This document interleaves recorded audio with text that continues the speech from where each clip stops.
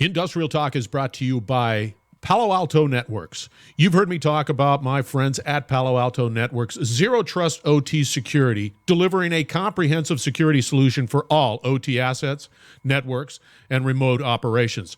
But did you know that the Palo Alto Network solution provides over 1,100 app IDs for OT protocols, over 500 profiles for critical OT assets, and over 650 OT-specific threat signatures? Now that's best-in-class security delivered. Learn more about Palo Alto Network's Zero Trust OT security solutions and how you can achieve 351% ROI over 5 years. Learn more about the Palo Alto Network solution by going out to paloaltonetworks.com. That's paloaltonetworks.com. Welcome to the Industrial Talk Podcast with Scott McKenzie. Scott is a passionate industry professional dedicated to transferring cutting-edge, industry-focused innovations and trends while highlighting the men and women who keep the world moving. So put on your hard hat, grab your work boots, and let's go. All right, once again, welcome to Industrial Talk. We are broadcasting. If you can tell by the noise in the background, FABTECH is the location. We are on site talking to many of the manufacturers here that are, well, really solving big problems in a wonderful way. You need to put this event on your bucket list, and thank you. Thank you once again for your support of a platform that celebrates industry professionals all around the world. You are bold, you are brave, you dare greatly, you innovate, you are solving problems, and you're making the world a better place. All right, in the hot seat, we have a gentleman by the name of Tom Halpin. Did I say that right? You sure did, Scott. Thanks for having me. He has a book. And we're going to talk about that book, and I'm pretty excited about it. So let's get cracking with the conversation. How you doing? I'm doing great. Well, thanks for having me. It's great to be here. It's good to have you on the old podcast. All right, for the listeners out there, give us a little 411 on who Tom is, and then we're going to venture on into that book. Yeah, like you, I'm passionate about manufacturing. I've worked in and around manufacturing for about 30 years. And for the last 20 years, I've made my living as a manufacturer's rep and a consultant. And I wrote a book called The Customer Prevention Culture. It's supposed to sound absurd and strike you as funny. I mean, who would build a culture that prevents customers? But it's really kind of my story. It's provocative. Yeah. So it's really about this phenomenon that takes place in a lot of organizations unintentionally, obviously. Nobody would want to create a culture that prevents customers, but it happens. And it happens when you let culture become an accidental outcome. And so I talk about the 5 common missteps that companies unknowingly make and what that looks like, kind of the way not to behave. It's a teaching opportunity, and then I present a standard for companies to aspire to and align around. The question is can I get your book on Amazon? Absolutely. Audio book, hard copy. The customer. Who's the audio book voice? That would be me. That's hard. That's hard stuff, man. Yeah, well, it turns out my son's an audio engineer. So I spent $90,000 sending him to the University of Michigan. He's an audio engineer. It's how he makes his living. And so I got a deal. I bet you did. Wasn't his favorite project. Can you only imagine? Can we retake that paragraph? Just that. Yeah. So you mentioned it. There are 5 points. Yeah. Let's go through those 5 points if that's acceptable. Just high level, 5 points. Start the chatter there, and then of course we need to sort of begin that solving of the problem, whatever that might be. Give us. Yeah. Start if you think about entrepreneurs, when an entrepreneur starts their endeavor, the customer is everything. The customer is king, and if you don't have that mindset, you don't survive. In the customer prevention culture, the customer is not only not king, they've become a nuisance. They'd never say those things, but the behavior of their team would leak out and suggest that the customer is actually a nuisance. So that's misstep 1. Customer nuisance. Yes. Okay. The customer is not king, they've become a nuisance. That's good. So don't... that seems pretty solid for me. Yeah. The next thing, if you think about organizations and how you deliver value, whether it's a product or service, your business is made up of workflows, and workflows are always people, process, and technology. The workflows in the customer prevention culture are company-centric. So in other words, you've built workflows that serve internal stakeholders rather than the customer. That's interesting. An example I always use is when a manufacturing company, as an example, wants to, they say it's time to invest in an ERP package. They'll build a cross-functional team, accounting and finance, engineering, customer service, sales, operations. All those functional areas are represented in that team that's selecting ERP packages, and they say, here are our requirements. We need this ERP software to check the box. But you'll find the customers never represented there. And so that's an example of a company-centric mindset towards a very crucial decision. I have to be honest, in my many years of industry, I've deployed and managed ERP systems, and you're absolutely right. Let's just put it this way. The customer's the afterthought, really. Which is upside down. Should be the other way. Yeah. Yeah. So that's interesting. So to me, it's like if you build a workflow, any workflow, the customer should always be in first position, not internal stakeholders. They get what they get after the customer's requirements. You think about, how is the customer impacted here? That's number one. So misstep one, the customer has become a nuisance. They're no longer king. Two, workflows, which are made up of people, process, and technology, are company-centric rather than customer-centric. So those are the first two missteps. I like it. You're spot on. You're hitting home runs. Thank you. Yeah. I can continue if you want. Yes. Okay. Keep on going. We got 5. You're on 3. Okay. So 3 is too many customer touch points break confidence rather than build confidence. So if you think about the customer life cycle and how they engage with your company, most buyers today are digital, right? So even if you have a customized manufactured product, people are checking you out on LinkedIn, your website, right? Yes. So they're checking out your website, and is the website customer-centric? Are you serving up content in a customer-centric way? Or are you posting equipment lists and things like, well, I think this is what's important to the customer, but I haven't really thought about it. I haven't asked them. So when too many touch points break confidence and you slow down the customer's pace of doing business, or if they sense that your team is not aligned, you got to remember, customers engage with you digitally. They talk to customer service. They may receive a package. They get an invoice. There's all these touch points in the customer life cycle. If too many of those touch points break confidence and you make it too challenging for them to do business, they're out. I can't argue about that. And I as a customer, if you make it difficult for me, I'm moving on. And it doesn't take much to be difficult. Yeah. You know, it could be some friction here, a little frustration there, and I'm gone. And it's just so fast. And it's going to be hard to get me back. Yeah. Big time. Yeah. Big time. For sure. You know? Yeah. And then I'm going to tell everybody and say, hey, that experience wasn't really that good. Right. So, anyway. Yeah. I like that. You're hitting it.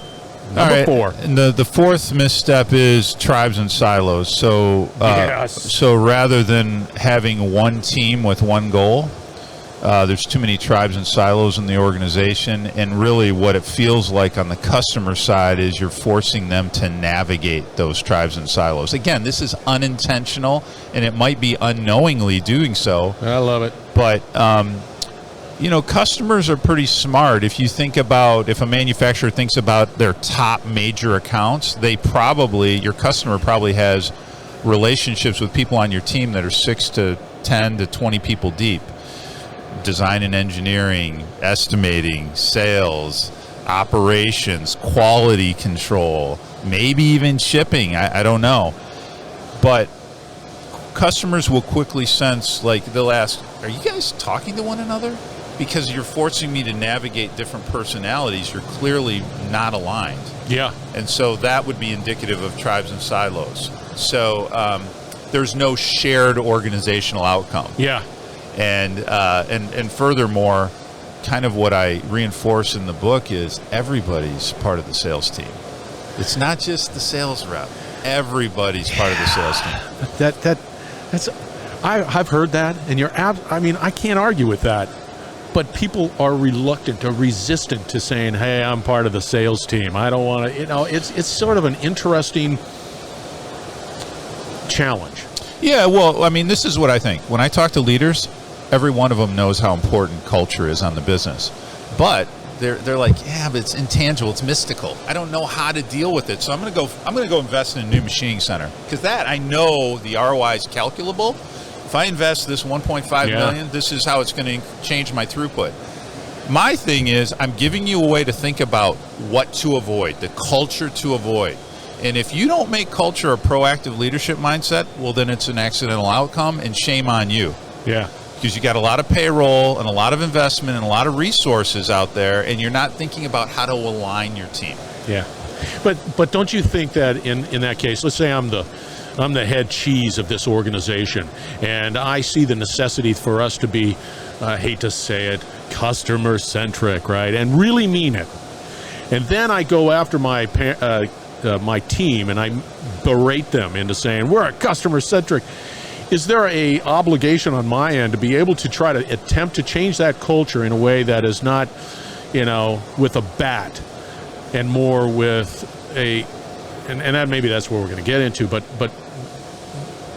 more in a way of getting buy-in as opposed to anything, and seeing the importance of making sure that the customer is number one. Yeah, I mean, I'm totally against autocratic leadership styles and baseball bats. I'm thinking, this is the way I see it.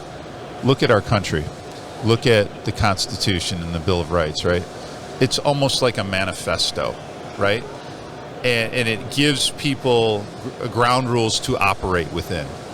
My book gives you a way to say, this is the culture to avoid, and it allows you to decentralize decision-making down to its lowest levels, to show people, we're not operating this way, and you have full authority to make decisions and avoid this. Here's the standard to aspire to and align around. You operate within this framework, we're good, we're aligned. And you use those things to teach and coach and reinforce. The problem with professional development and training is too often they're events.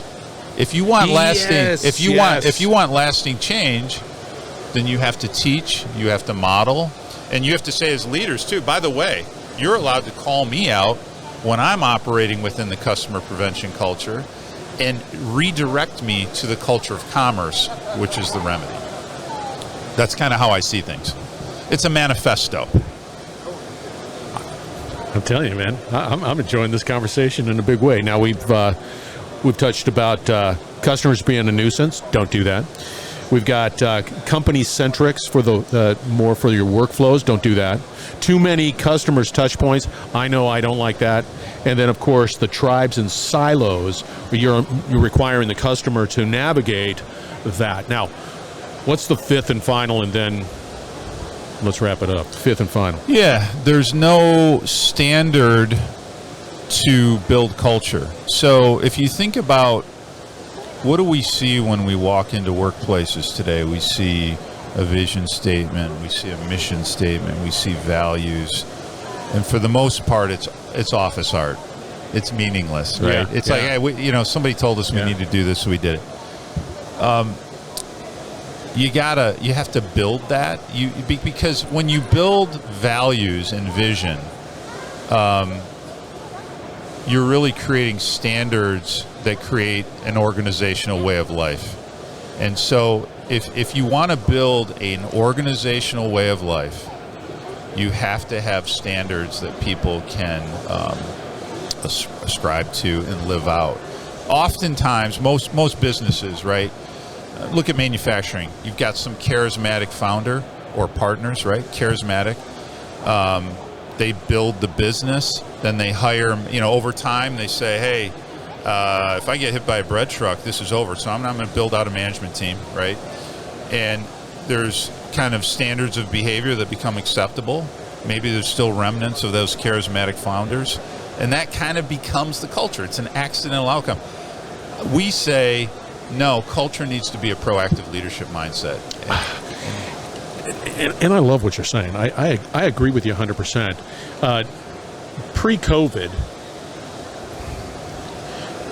when did you publish your book? 2019. 2019. So right around in that. If I'm the owner, I'm passionate. I'm passionate about what I do. Nobody's going to be as passionate as I am about my widgets or my manufacturing or what I love to do. Do you think it starts at that level? I have to take a humble pill, and I've got to sort of recognize that maybe I need to be leading this and making that change?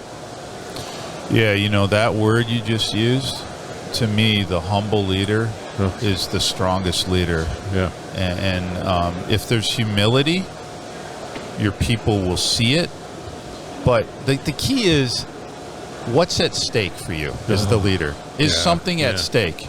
And do you want to decentralize and build out a team that can run the business? And how committed are you to change?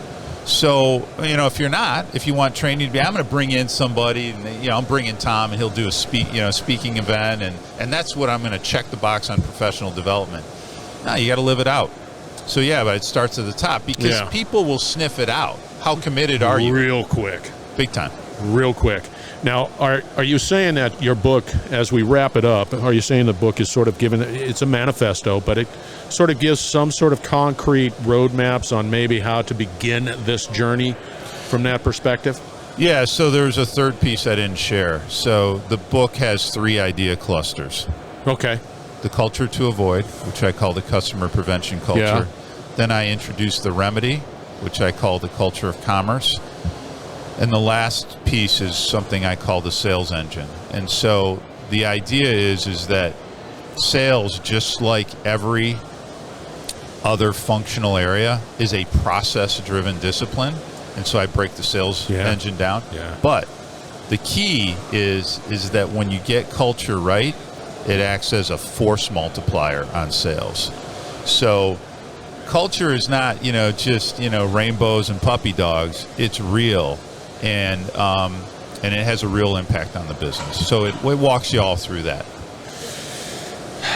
You're nailing it, man. I'm just telling you right now, you are absolutely nailing it. I really enjoyed this conversation. So if I'm the only one that enjoyed the conversation, where would I get your book? Amazon.com, the customer prevention culture. I do a Daily Habits Friday video on Fridays on LinkedIn, the Halpin Group. You can follow me, Tom Halpin, or Tom at thehalpingroup.net. You are fantastic.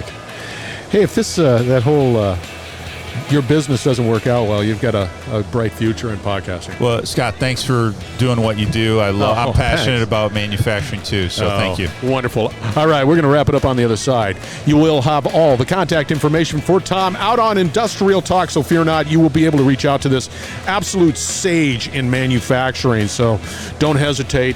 He is definitely brings a lot of value. He does, absolutely. All right, we're going to wrap it up on the other side. Stay tuned. We will be right back. You're listening to the Industrial Talk Podcast Network.